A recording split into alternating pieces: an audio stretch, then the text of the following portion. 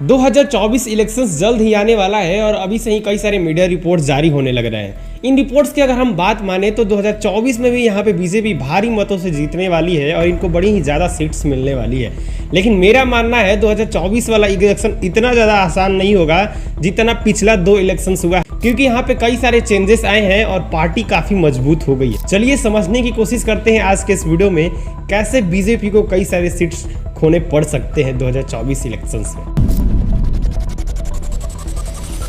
सबसे पहले हम समझते हैं कि आखिर यहाँ पे बीजेपी 2014 का इलेक्शन क्यों जीत जाती है। कई सारे रीजन सामने आता है, क्योंकि ऑपोजिशन पार्टी यहाँ पे मजबूत नहीं होती है।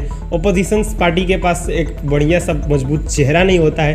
करप्शंस कई लेवल पे बढ़ जाते हैं और कांग्रेस पार्टी की तरफ से लो यहाँ पे इंप्रूवमेंट देखने को मिलता है। और इसके बाद एक और यहाँ पे तर्क दिया जाता है कि पिछले कई सालों से कांग्रेस पार्टी राज कर रही है, कांग्रेस पार्टी यहाँ पे सत्ता में रह रही है, इसके बावजूद भी बेकार परफॉर्मेंस देखने को मिलता है। यानी ओवरऑल देखा जाए तो कांग्रेस की तरफ से लो परफॉर्मेंस देखने को मिलता है। और भी कई सारे रीजंस यहाँ पे दिए जाते हैं, जैसे कि बीजेपी द्वारा चलाए गए कई सारे यहाँ पे इलेक्शंस कैंपेन, कई अलग तरीके से कैंपेन चलाए जाते हैं। कैंपेन में देश को डेवलप करने की बात करी जाती है, कई सारे स्कीम्स को लॉन्च करने की बात करी जाती है और देश को एक नए नज़रिए से देखा जाता है और देश को यहाँ पे पूरी डेवलप करने की बात करी जाती है, स्मार्ट सिटी की बात करी जाती है। और इस बात से जनता काफ़ी ज़्यादा प्रभावित भी होती है, क्योंकि कांग्रेस की तरफ से काफ़ी स्लो डेवलपमेंट देखने को मिलता है।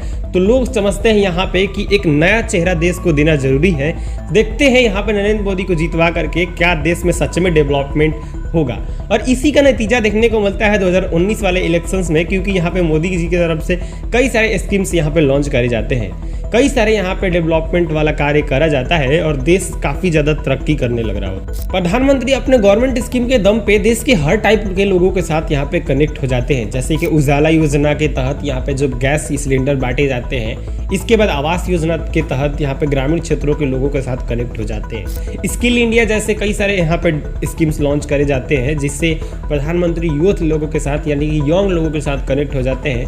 और तीसरा, जो घर पे बैठे बैठे सिर्फ टीवी देखने लग रहे होते हैं, उनका काम तो गोदी मीडिया ही कर देती है। इसलिए अगर ओवरऑल देखा जाए तो प्रधानमंत्री नरेंद्र मोदी देश के हर टाइप्स के लोगों के साथ कनेक्टेड, ग्रामीण लोगों के साथ, यूथ के साथ, और यहाँ पे जो घर पे बैठे बैठे सिर्फ टाइम पास करने लग रहे होते हैं, इनके साथ, सबके साथ प्रधानमंत्री कनेक्टेड। 2014 और 2019 वाला इलेक्शन प्रधानमंत्री आराम से जीत जाते हैं अपने गवर्नमेंट स्कीम के दम पे।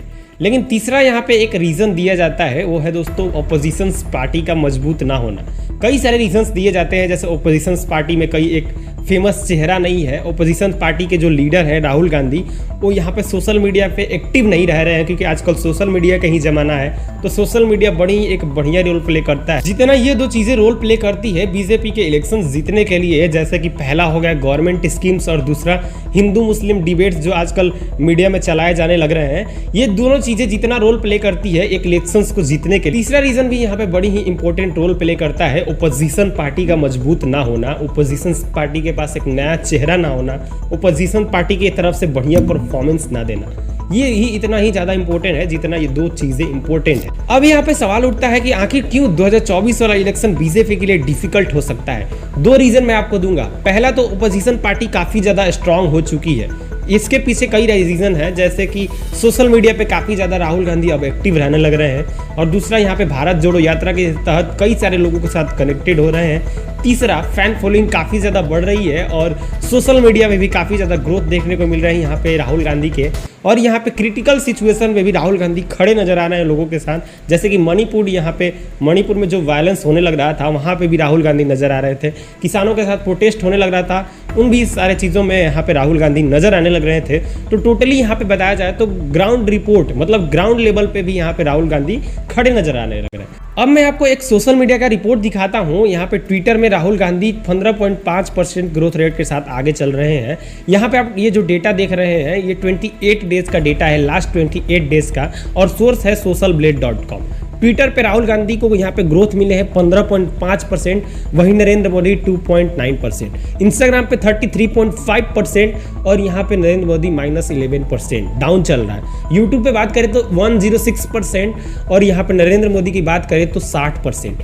टोटली अगर बात करा जाए तो नरेंद्र मोदी काफ़ी पीछे चल रहे हैं सोशल मीडिया ग्रोथ में, और यहाँ पे राहुल गांधी काफ़ी ज़्यादा राइज अप कर रहे हैं। अब मैं यहाँ पे आपको कई सारे रीजंस देने वाला हूँ जिसकी वजह से बीजेपी कई सारे सीट्स खोने वाली है, और ये रीजन बड़ी ही इंपॉर्टेंट है। हालांकि आजकल मीडिया का लेवल काफ़ी ज़्यादा गिर चुका है जिसकी वजह से ये चीज़ें नज़र नहीं आती है, लेकिन अंदर से अंदर इंपॉर्टेंट है, और ये चीज़ें देश के इलेक्शंस में और देश के ग्रोइंग में और देश में पार्टी कौन सी राज करेगी इसके लिए बड़ी ही इंपॉर्टेंट चीजें हैं। चलिए समझने की कोशिश करते हैं। बीजेपी गवर्नमेंट के लिए 2014 और 2019 वाला इलेक्शन थोड़ा आसान रहा है। 2014 वाला इलेक्शंस में कई सारे वादे करे गए जो 2019 में पूरे कर दिए गए, और 2019 वाला जो वादा है अभी तक उतना ज्यादा पूरा नहीं हुआ है। कई सारे वायलेंस भी देखने को मिल रहा है, प्रोटेस्ट भी देखने को मिल रहा है। यहाँ पे चलिए और भी कई रीजंस मैं आपको दिखाता हूँ, जैसे कि कोविड-19 टाइम। आपको अच्छे से याद होगा कोविड-19 टाइम में गवर्नमेंट का उतना ज़्यादा सपोर्ट नहीं मिला था। कैसे लोग यहाँ पे रास्ते में चलते आने लग रहे थे, घर के लिए साइकिल से आने लग रहे थे लोग, यहाँ पे कैसे उनको बड़ी सारी प्रॉब्लम फेसेस करने पड़ रहे थे। तो हम मानते हैं कि ये सारी चीज़ें हमें नहीं याद है, क्योंकि हम लोग गांव में रह रहे हैं तो हम इन चीज़ों को फेस नहीं करे हैं, तो हम लोगों को ये चीज़ें नहीं याद है। लेकिन जो भी व्यक्ति इन चीज़ों को फेस करा होगा उस टाइम में, कोविड-19 के यहाँ पे टाइम में, उनको बड़ी अच्छे से याद होगा और इस चीज़ों को फील कर सकते हैं, तो उनके ओपिनियन से वोट चेंज भी हो सकता है, क्योंकि गवर्नमेंट उस टाइम पे उतना ज़्यादा सपोर्टिव नहीं थी। दूसरा, यहाँ पे फार्मर प्रोटेस्ट होने लग रहा है देश में, रेसलर प्रोटेस्ट हाल में, और यहाँ पे Manipur violence, Orissa train accident, और यहाँ पे रिसेंट के कई सारे वायलेंस चल रहे हैं। ये जितने भी वायलेंस और प्रोटेस्ट है काफ़ी ज़्यादा यहाँ पे रोल प्ले करते हैं, एक गवर्नमेंट के ऊपर कई सारे इम्पैक्ट डालते हैं, क्योंकि किसी भी सरकार में इतना ज़्यादा वायलेंस, इतना ज़्यादा प्रोटेस्ट किसी भी पार्टी के लिए जो सत्ता में है उनके लिए अच्छी बात नहीं मानी जाती। हमें लगता है कि ये जो भी चीज़ें चलने लग रही है देश में, जैसे कि फार्मर प्रोटेस्ट, कोविड-19 वाला टाइम, और भी कई सारे protest, wrestler protest, Manipur violence, और भी चीज़ें जो देश में चलने लग रही हैं, बेरोजगारी बढ़ने लग रहा है, जॉब्स क्रिएट नहीं हो रहे हैं, तो ये चीज़ें बहुत ही बड़ी रोल प्ले करती हैं। क्योंकि मीडिया और सोशल मीडिया में इन चीज़ों का चर्चा नहीं होता है, लेकिन जो लोग इन चीज़ों को फेस कर रहे हैं, बड़े लेवल पे फेस कर रहे हैं, जैसे कि जॉब्स नहीं मिल रहे हैं, तो जॉब्स जितने लोग अप्लाई कर रहे हैं वो जॉब्स के लिए लड़ रहे हैं, जॉब्स के लिए पढ़ रहे हैं, जॉब्स में इतने ज़्यादा लोग तैयारी कर रहे हैं जॉब्स के लिए, तो वो सारे लोग इन चीज़ों को फेस कर रहे हैं। तो हालांकि मीडिया में इन चीज़ों का चर्चा नहीं हो रहा है, बट वो अगर इन चीज़ों को फेस कर रहे हैं तो उनका यहाँ पे वोटिंग बदल सकता है। वोट आप वो दूसरे लोगों को दे सकते हैं, वोट ऑपोजिशन पार्टी को दे सकते हैं। दूसरा, उड़ीसा ट्रेन एक्सीडेंट। हालांकि आजकल मीडिया में इसका कोई भी चर्चा नहीं देखने को मिलता है, और कहीं पे भी आपको इन सारी चीज़ों के बारे में नहीं सुनने को मिलेगा। एक बार एक्सीडेंट हुआ और वो सारा चीज़ दब गया, तो मानते हैं कि मीडिया में इन चीज़ों का चर्चा नहीं हुआ है, लेकिन जो लोग इस चीज़ों को फेस कर रहे हैं, इस एक्सीडेंट को फेस कर रहे हैं, उनका ओपिनियन बदल सकता है गवर्नमेंट के साथ। और भी कई सारी चीज़ें हैं, जैसे कि पॉवर्टी है, अनएम्प्लॉयमेंट है, देश के लिए सिक्योरिटी है, क्राइम रेट भी उतना ही तेजी से बढ़ते जा रहे हैं, क्राइम रेट्स, करप्शन रेट, हर चीज़ें बढ़ती जा रही है। ये सारी चीज़ें बड़ी ही इम्पैक्ट डालते हैं गवर्नमेंट पे, और काफ़ी ज़्यादा सीट्स इनके वजह से लॉस करना पड़ सकता है बीजेपी को। तो बस आज के लिए इतना ही। अगर वीडियो पसंद आए तो वीडियो को लाइक करिएगा, चैनल को भी सब्सक्राइब करिएगा। मिलते हैं नेक्स्ट वीडियो में, लेकिन उससे पहले मैंने अनएम्प्लॉयमेंट और यहाँ पे करप्शन रेट, जितने भी चीज़ें यहाँ पे राइज हो रहे हैं, इनके बारे में एक वीडियो बनाया है, इस पर आप जा करके जरूर देखिएगा। चलिए मिलते हैं नेक्स्ट वीडियो में, तब तक के लिए धन्यवाद।